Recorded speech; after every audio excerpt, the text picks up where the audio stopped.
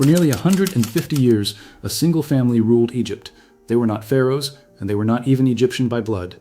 They descended from an Albanian soldier who arrived in the chaos left behind by Napoleon and simply took the country for himself. And from that violent beginning, the house of Muhammad Ali built something that, for a time, looked permanent.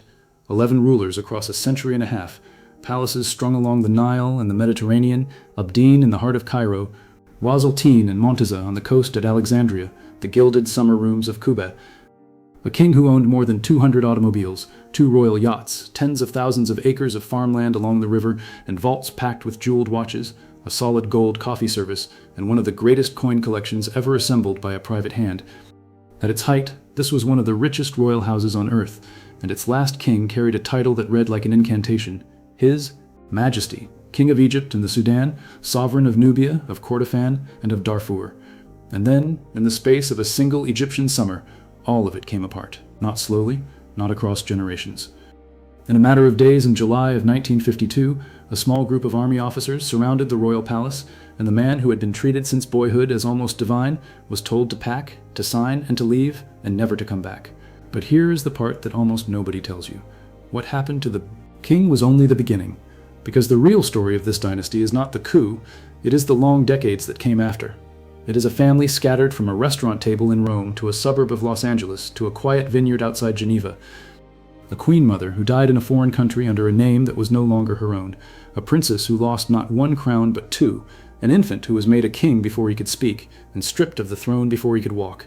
And a bloodline that, against every reasonable expectation, is still here today, still carrying the name, still holding a claim to a throne that will almost certainly never return. So settle in, and let me take you through what really became of Egypt's royal family after their world dissolved, because the truth, as it so often is, turns out to be stranger, sadder, and far more human than the simple headline of a revolution. To understand how far this family fell, you first have to understand how improbably it rose. The dynasty did not stretch back to the age of the pyramids, whatever the imagery might suggest. It began in the year 1805 with a man named Muhammad Ali, an Ottoman military officer of Albanian origin, born in the port of Kavala in what is now Greece. He had come to Egypt as second-in-command of an Albanian regiment sent to push out the remnants of Napoleon's expedition. But Muhammad Ali was a shrewder and more ruthless operator than anyone had counted on. In the power vacuum that followed the French withdrawal, he played the old Mamluk warlords and the Ottoman authorities against one another, won the backing of Cairo's religious scholars and its crowds, and in 1805 maneuvered the Sultan into naming him governor of Egypt. Winning the throne was one thing. Keeping it meant destroying his rivals. In March of 1811, Muhammad Ali invited the leading Mamluk nobles, the old warrior caste who had dominated Egypt for centuries, to a grand ceremony at the Cairo citadel. As the procession filed into a narrow passage between the gates, his soldiers sealed the exits and opened fire. Almost the entire Mamluk leadership was wiped out in a single afternoon. It was brutal, and it was effective, and it left Muhammad Ali the unchallenged master of Egypt. Over the next 4 decades, he built a modern conscript army, seized Sudan, planted the cotton that would make the country rich, and grew so powerful that he came to threaten the very Ottoman Sultan he nominally served. His descendants inherited that ambition. His grandson, the Khedive Ismail, dreamed of turning Egypt into a piece of Europe. He rebuilt Cairo with wide boulevards and opera houses, laid down railways, and oversaw the opening of the Suez Canal in 1869 with a festival so lavish it drew the crowned heads of the continent to the edge of the desert. "My country is no longer in Africa," Ismail is said to have declared. "It is in Europe." But the staggering debt behind that vision eventually cost him his own throne and handed Britain the pretext to occupy the country, a foreign shadow that would hang over every Egyptian king who followed. By the time the family had traded away the older titles, they ruled in name over a kingdom that was, in practice, never fully their own. By the 20th century, the family's rulers had traded the title of Khedive for Sultan, and then, in 1922, for King. And it was into this world of palaces and privilege that the last effective ruler of the line was born, Farouk, son of King Fuad I, who came into the world at Abdeen Palace in Cairo in February of 1920. When Fuad died in 1936, Farouk took the throne at just 16 years old. He was handsome, athletic, and genuinely beloved in those first years, a young king who seemed to embody a hopeful new era for a country straining against British control, but the promise curdled. Over the following decade and a half, Farouk grew heavy, distracted, and famous for his appetites, for gambling, for women, for the endless collecting of everything from cars to Fabergé eggs. His government was seen as corrupt and paralyzed. And in 1948, Egyptian forces were humiliated in the war that followed the creation of the State of Israel, a defeat that a group of young army officers blamed squarely on the incompetence and graft of the palace. Among those officers were two men whose names would soon eclipse the king entirely, Mohammed Naguib and Gamal Abdel Nasser. There had been warnings, moments when the ground shifted beneath the throne. In February of 1942, at the height of the Second World War, British tanks surrounded Abdin Palace and the British ambassador forced Farouk, at the threat of deposition, to install a government of London's choosing. For a supposedly sovereign king to be dictated to by foreign armor outside his own gates was a humiliation that neither Farouk nor the watching army officers ever forgot. Then, on the 26th of January, 1952, a day remembered as Black Saturday, mobs set central Cairo ablaze, torching the hotels, cinemas, and foreign businesses that symbolized the old order, while the monarchy looked on, powerless to restore calm.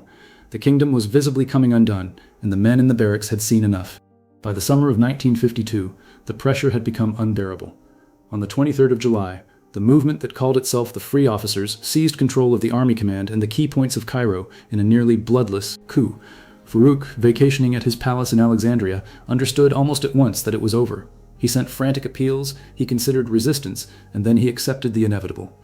On the 26th of July, 1952, he signed a document of abdication in favor of his infant son.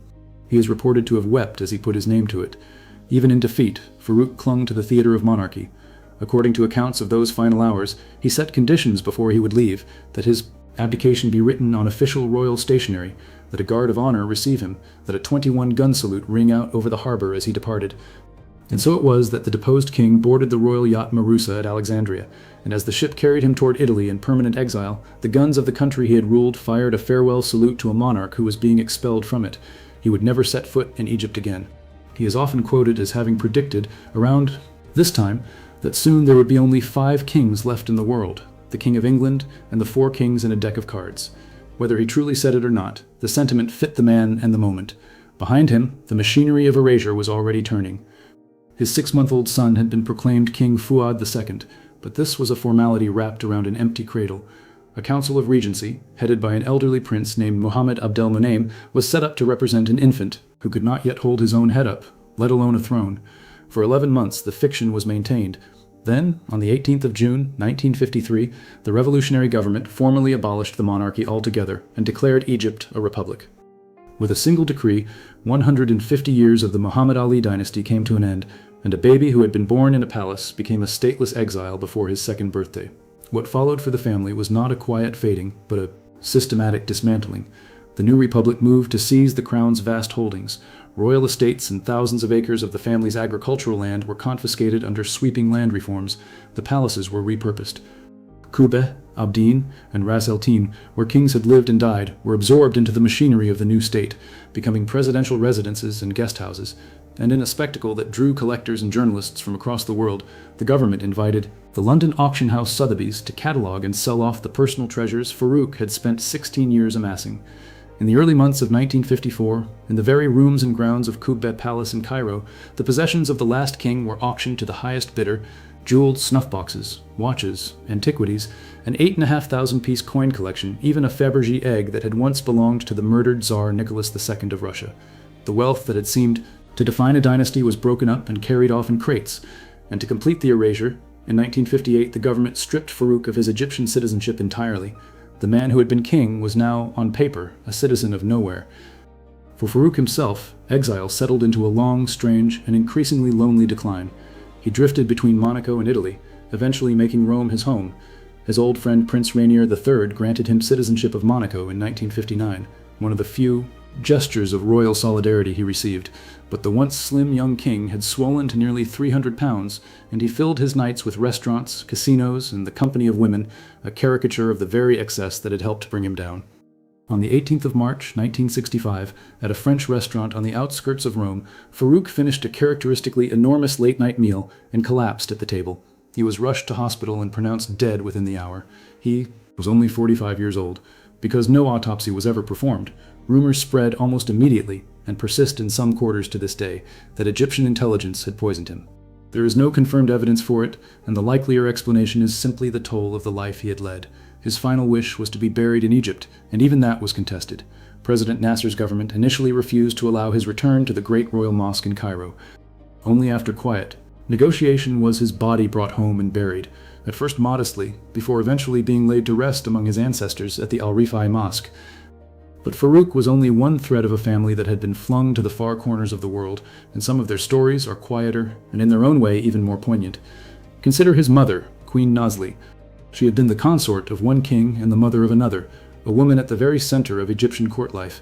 But her relationship with her son had shattered years before the revolution, in part over her conversion to Catholicism and a marriage he refused to accept, and Farouk had disowned and disinherited her. By the time the monarchy fell, Nazli was already living in the United States. She spent her final years far from the palaces of Alexandria, in California, and when she died in 1978 it was in Los Angeles, under the name Mary Elizabeth, the Christian name she had taken. A woman who had once been queen of Egypt was buried in a cemetery in Culver City, thousands of miles and an entire life away from the country where she had reigned. The Queen Mother's American exile foreshadowed an even darker chapter for the youngest of the sisters.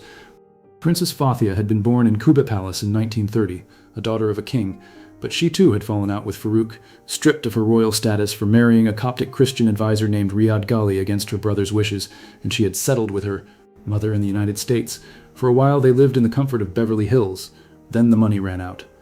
Nazli and her daughter drifted into far humbler circumstances, and it is documented that Fathia, once an Egyptian princess, was reduced at times to working as a cleaner and eventually filed for bankruptcy. Her marriage collapsed, and on the 10th of December 1976, in the Los Angeles area, Fathia was shot and killed by her estranged former husband. She was 45 years old, and she was buried in the same California cemetery where her mother would lie. A princess born in a Cairo palace had met a violent and lonely end an ocean away from the country that had once knelt before her family. Then there is perhaps the most extraordinary of Farouk's sisters, Princess Fazia. Renowned across the world for her beauty, compared in the press to film stars of the age, Fazia had been married in 1939 to the young Crown Prince of Iran, Mohammad Reza Pahlavi. It was a dynastic union, meant to bind two royal houses, and for a few years it made her Queen of Iran. But she was desperately unhappy in Tehran, homesick and isolated, and the marriage ended in divorce in 1948. She returned to Egypt, married an Egyptian officer, and then watched her own family's monarchy collapse just 4 years later. Fazia would remark, near the end of her life, that she had lost not one crown but two, and yet her fate was gentler than most. Unlike her brother and sisters, she refused to leave Egypt. Stripped of her titles and her confiscated property, she chose to remain, settling into a villa in Alexandria and living out decades in deliberate, near-total anonymity, walking the streets of the city unrecognized, exactly as she had always wished. She died there in 2013, at the age of 91, the last senior member of the deposed dynasty, still living on Egyptian soil, and she was buried quietly in Cairo with almost no public notice at all. The old regent, Prince Abdelmenem, the man who had nominally governed for the infant king, found that stepping aside was not enough to protect him. In 1957 he was arrested, accused of plotting to overthrow Nasser and restore the monarchy, a stark reminder that the new republic still regarded the family as a lingering threat rather than a spent force. And at the center of it all was the child. Fuad II had been king for less than a year and would have no memory of it. Carried out of Egypt as an infant, he was raised in Europe, in Switzerland and elsewhere, a boy who grew up being addressed by loyal servants as Your Majesty while attending ordinary schools in a country that had never been his own. He was, in the language of monarchy, a pretender to a throne that no longer existed, the head of a royal house, with no kingdom, no palace, and for many years, no legal right even to return to the land of his birth. For the exiled family, the long thaw began not with the man who overthrew them, but with his successor. When Gamal Abdel Nasser died in 1970, he was followed as president by Anwar Sadat, who set about softening the sharpest edges of the revolution's treatment of the old order. In 1974, Sadat restored Egyptian citizenship to Fuad II and to other members of the family who had been rendered stateless. It was not a restoration of anything more than dignity. There was no throne on offer, no return of palaces or fortunes, and the Republican Constitution left no room for a symbolic, royal role of any kind. But it meant that the family could, at last, come home as private citizens, subject to the same passports and border queues as anyone else. The most moving expression of that thaw came a few years later. In 1979, Fuad II, by then married and living in exile, arranged for his wife to give birth to their first son in Cairo with the permission of the Egyptian government. That child, named Muhammad Ali after the dynasty's founder, became the first member of the royal family to be born on Egyptian soil since the fall of the monarchy more than a quarter of a century earlier. A dynasty that had been carried out of the country in exile had in a single hospital room reached back and touched the homeland again. Fuad would eventually make his own returns as a private visitor, walking as an ordinary man through palaces where his father and grandfather had reigned as gods, which brings us to where the family stands today. Fuad II is still alive, now in his 70s, living a discreet life in the Lake Geneva region of Switzerland, surrounded by portraits of the ancestors whose empire he inherited only in name. He is still, by the reckoning of monarchists, the head of the royal house of Egypt, a title with no power attached to it whatsoever. His marriage to a French-born wife ended in divorce, and for a time he was estranged from his children, though there was later a reconciliation. His heir is that same son, Muhammad Ali, born in Cairo in 1979, who has himself married into an Afghan royal line and had children, so that Fuad now counts several grandchildren carrying the blood of the founder. In rare interviews over the years, the last king has spoken not as a man plotting a return, but as a witness to a vanished world, offering his views on his country's turbulent modern politics while making no serious claim to rule it. In recent years, members of the family have traveled openly back to Egypt as honored guests, rather than fugitives. In 2024, the younger generation visited the palace at Montaza in Alexandria, one of the very estates the family once owned, now a public site, more than 70 years after they had been driven out. They hold no political power. They command no armies, collect no taxes, sit on no throne. The palaces where their ancestors ruled have become the property of the Egyptian people, some serving the presidency, others opened as museums and public gardens where ordinary Egyptians now wander the halls and grounds that were once sealed behind royal guards. Abdeen, where Farouk was born and where British tanks once forced his hand, today houses a museum of the very dynasty it belonged to. The fortune that once dazzled the world was auctioned off in crates in 1954, and the country the family built over a century and a half has spent the decades since defining itself, deliberately, as a republic rather than a kingdom. And yet the dynasty of Muhammad Ali, the Albanian soldier who seized Egypt in a moment of chaos, did not vanish. Its descendants live quiet, private, largely ordinary lives across Europe and beyond, carrying a name that still connects them to one of the most remarkable rises and falls in modern history. There is something in this story that reaches past the specifics of Egypt and its revolution, something that echoes through the fate of every fallen royal house. Here was a family that ruled for 150 years, that owned palaces and yachts, and land beyond counting, that seemed as permanent as the Nile itself. And when the end came, it came not over centuries, but in the span of a single summer, and everything material, the crowns, the gold, the citizenship, even the right to be buried at home, was stripped away with astonishing speed. What was left was not the wealth or the titles. What was left was simply the people, scattered and diminished, and the name they refused to let die. Perhaps that is the quiet lesson buried in the wreckage of the Muhammad Ali dynasty. Power built on gold and privilege can evaporate in an afternoon. The Mamluks learned it in a narrow passage of the Cairo citadel in 1811, and the family that destroyed them learned it in turn on a July morning in 1952. Thrones are borrowed, and history has a way of calling in the loan when you least expect it. And yet the human thread, the stubborn insistence of a family to endure, to remember, to pass a name from one generation to the next even with no kingdom left to inherit, that has proven far more durable than any empire. The last king of Egypt is an old man now, tending the memory of a world that ended before he could ever really know it, but he is still here.